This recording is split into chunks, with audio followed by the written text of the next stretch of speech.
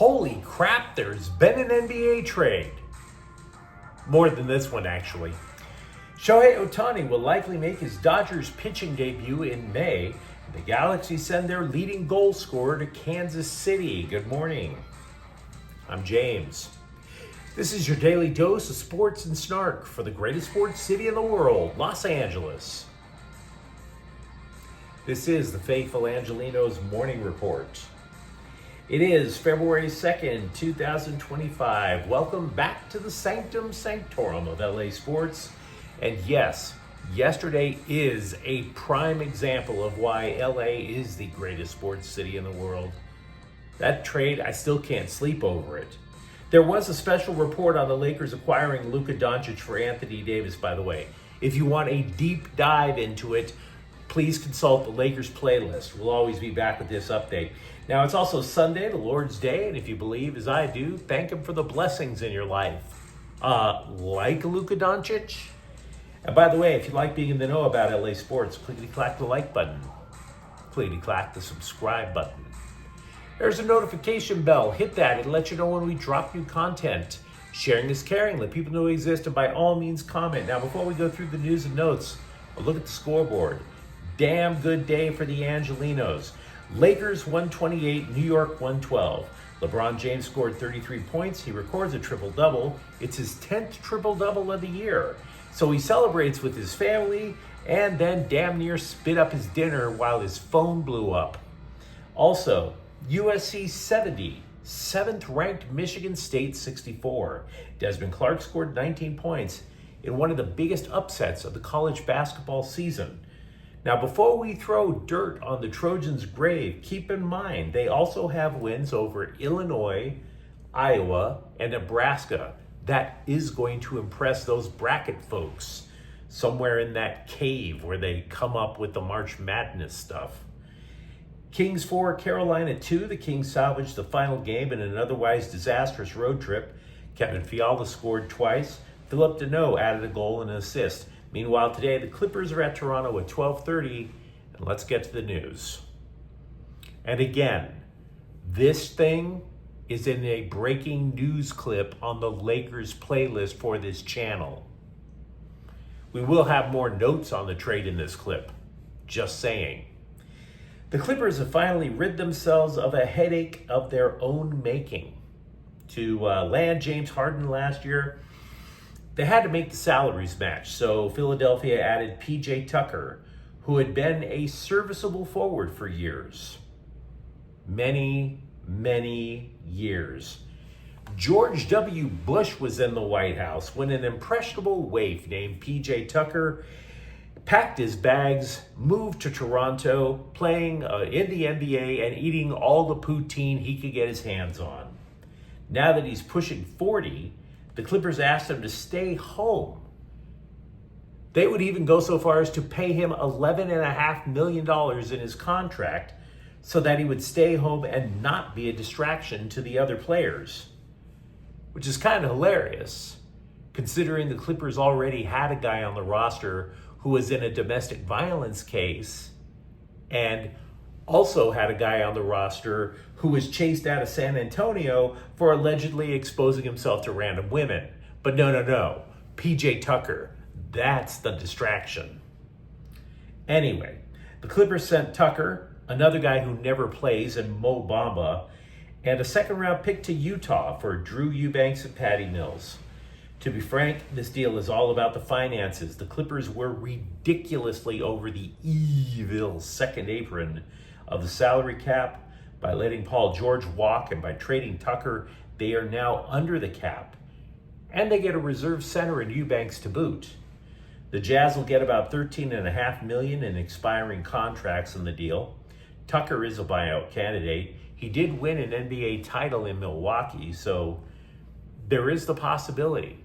If he gets bought out, you can see him as a semi sort of contributor to a winning team.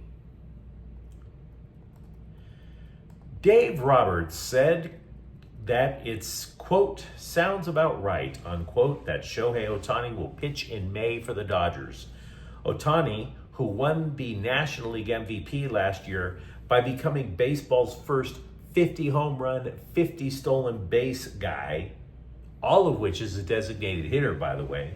He hasn't pitched since he played for the Angels 2 seasons ago. Now, as a pitcher, he did excel. He finished 4th in American League Cy Young voting in 2022. Having said that, he's undergone 2 Tommy John surgeries. Ohtani also had said he thought he would need about a month into the regular season before he'd be ready to pitch.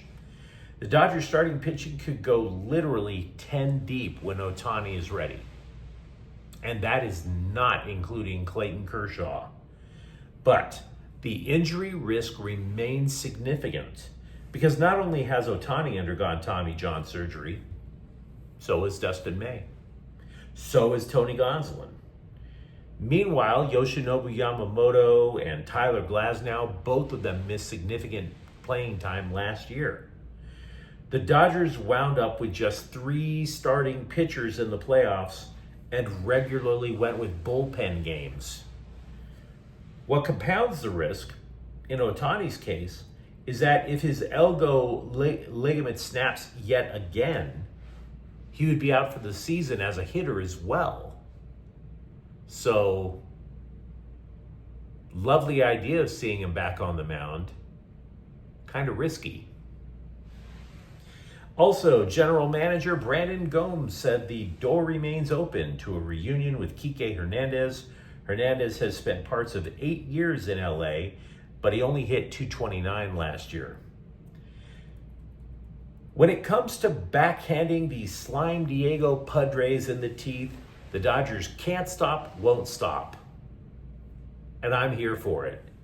I don't have a single problem with it at all. Look, the Dodgers have many rivals, many legitimate rivals, real rivals compared to the Puds.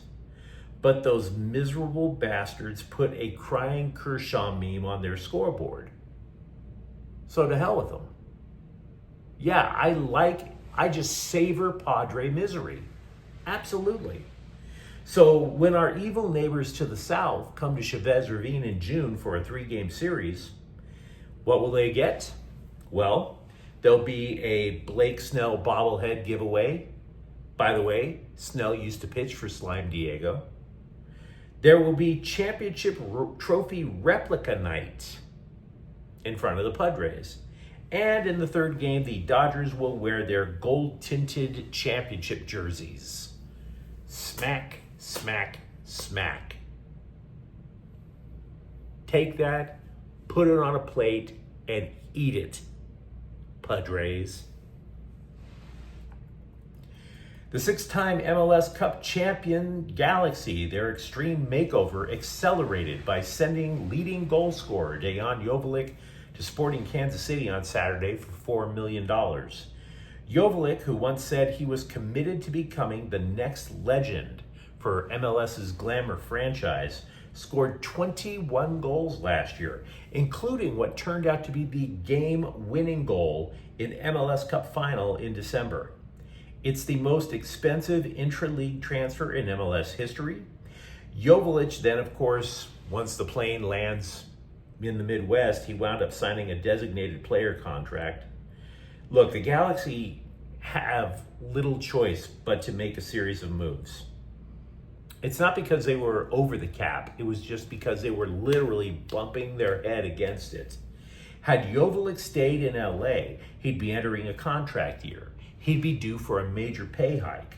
And by the way, he only made $600K last year for all the things he did for LA.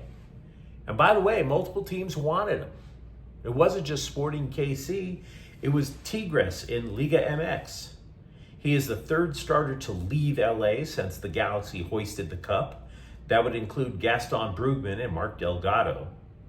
Now, if you're looking for a lukewarm take instead of a hot one, it seems to me the Galaxy put an emphasis on youth up front and experience on the back line. So, with this newfound cap room and all 3 designated player slots taken, expect the Galaxy to look for players that are super young and cheap. Super young. So, I'd like to say I've had a night to sleep on the Anthony Davis-Luka Doncic trade, but I haven't been able to sleep at all. I have a couple of additional thoughts that I didn't put in the breaking news clip from last night.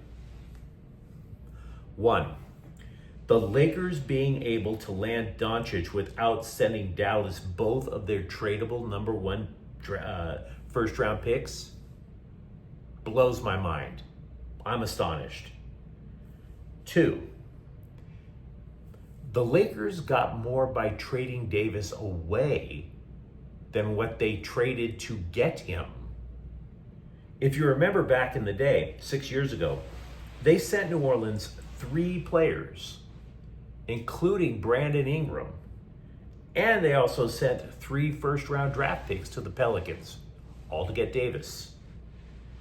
Max Christie, who's going to Dallas, that dude isn't anywhere near Brandon Ingram. The only difference between him and Lonzo Ball is the fact that Ball can't shoot, and also he can't stay on the court. Third, LeBron James has a player option for next season worth $52.6 million. Now, The Athletic said there's been speculation that instead of retiring, you've heard all the talking heads on ESPN say LeBron might retire. The Athletic is saying that there's been speculation that LeBron wants another extension. Well, if James opts out, or if ESPN is right and James retires, the Lakers are going to have a ton of cap space. They theoretically could land another superstar. And now you're already looking at the Lakers' next era just dawning. Fourth, CBSSports.com writer Bill Reiter claimed that there was a rift between Davis and James. James fired back, said Reiter was lying. Of course, there were a couple of cuss words mixed in, but this is Sunday, so I'll avoid it. Former UCLA offensive coordinator Eric Bieniemy is returning to the NFL. As a coordinator? What are you, nuts? Of course not. No, he will be coaching running backs for the Chicago Bears. But you let me know what you think in the comments thread. If you have leftover thoughts on the Anthony Davis trade, let me know. For that matter, what about the idea of the Clippers finally getting themselves under the salary cap, or Shohei Ohtani being able to pitch as soon as May? And if you enjoyed the content, don't forget to subscribe to Faithful Angelenos. We talk LA sports every single day here. Thank you for watching. I'm James. We'll be back tomorrow. Faithful Angelenos is a Kian Cortez Queso production. Take care.